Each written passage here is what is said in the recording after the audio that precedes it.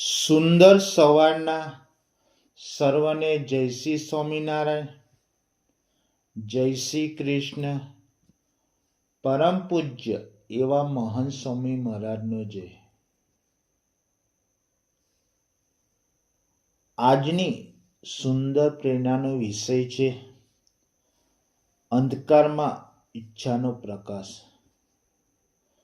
ખૂબ સુંદર રીતે વર્ણન કરવામાં આવ્યું છે. અંધકારમાં ઈચ્છાઓનો પ્રકાશ. જીવનમાં કોઈ સમયે એવા સંજોગોનો સામનો કરવો પડે કે જ્યાં બધું અંધકારમય લાગે છે, જ્યાં આશા ન દેખાય, રસ્તો ન દેખાય અને દરેક તરફથી નિરાશાની છાયા દેખાય. એવું લાગે કે જાણે જીવન ખાલી થઈ ગયું છે. એવું લાગે કે આપણા સપનાઓને ક્યાં ધુમ્મસમાં ગુમ થઈ ગયા છે. પરંતુ સવાલ એ નથી કે બહાર કેટલો અંધકારમય છે. સવાલ એ છે કે તમારી અંદર કેટલો પ્રકાશ છે. જ્યારે કોઈ તમારી સાથે ન રહે, તમારી વાત કોઈ ન સમજે, તમારી ક્ષમતાને કોઈ ન ઓળખે, ત્યારે અંદરથી નાની ઈચ્છા જ જે તમને ફરી ઊભો કરે છે.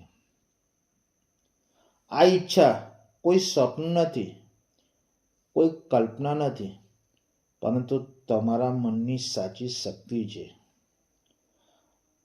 આ નાની ઈચ્છા તમને કહે છે, ભલે મારી પાસે અત્યારે કોઈ રસ્તો નથી, પણ હું મારા મજબૂત સંકલ્પ અને મહેનતથી કંઈ મોટું કરી બતાવીશ. વિશ્વાસ રાખો, આ આંતરિક શબ્દ માત્ર વાક્ય નથી. આ તમારો પ્રકાશ, તમારી ઉર્જા ને તમારી આત્મા છે. આ દુનિયામાં સફળ લોકો પાસે શરૂઆત કરવા કોઈ જ વ્યવસ્થા નહોતી. તેમની પાસે પૈસા પણ નહોતા, વાતાવરણ પણ અનુકૂળ નહોતું, પણ તેમની પાસે અતૂટ ઈચ્છા શક્તિ હતી. યાદ રાખો, જે વ્યક્તિ પાસે ઈચ્છા હોય છે તેની સામે અંધકાર કોઈ મતલબ નથી. જ્યારે તમે આગળ વધવા લાગો છો ત્યારે ડર જન્મે છે. જો હું પડી ગયો તો, જો હું નિષ્ફળ થઈ ગયો તો. પણ આ ડર માત્ર એક કલ્પના છે. નિષ્ફળતાનો કોઈ અંત નથી. તમે માત્ર ત્યારે જ હારો છો જ્યારે હાર માનવાનું પસંદ કરો છો. જે લોકો તમને નિરાશ કરે છે, એક દિવસ એ જ લોકો તમારી પ્રગતિનું કારણ બની જાય છે.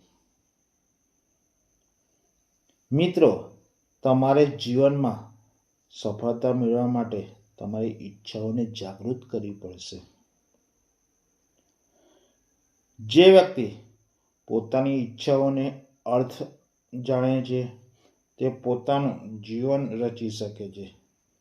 તમારી ઈચ્છાઓને ઓળખો, તેને ઉમદા બનાવો અને તેને પરિશ્રમની દૂરથી ગૂંથીને તમારા જીવનની સૌથી સુંદર સાર્થક ગાથા બનાવો. અંધકાર ભયંકર નથી જો તમારી પાસે સંકલ્પનો દીવો હોય તો.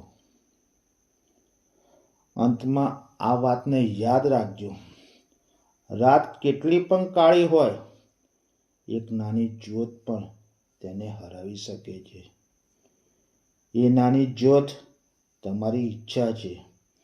તેને જીવનમાં જીવિત રાખો અને વધવાની તક આપો, અને એક દિવસ તે તમારા સપનાઓને હકીકતમાં ફેરવી દેશે. મિત્રો, આ વિડીયોને તમારા પરિવાર મિત્રોને જરૂરથી શેર કરજો. જય શ્રી સ્વામિનારાયણ. જય શ્રી કૃષ્ણ.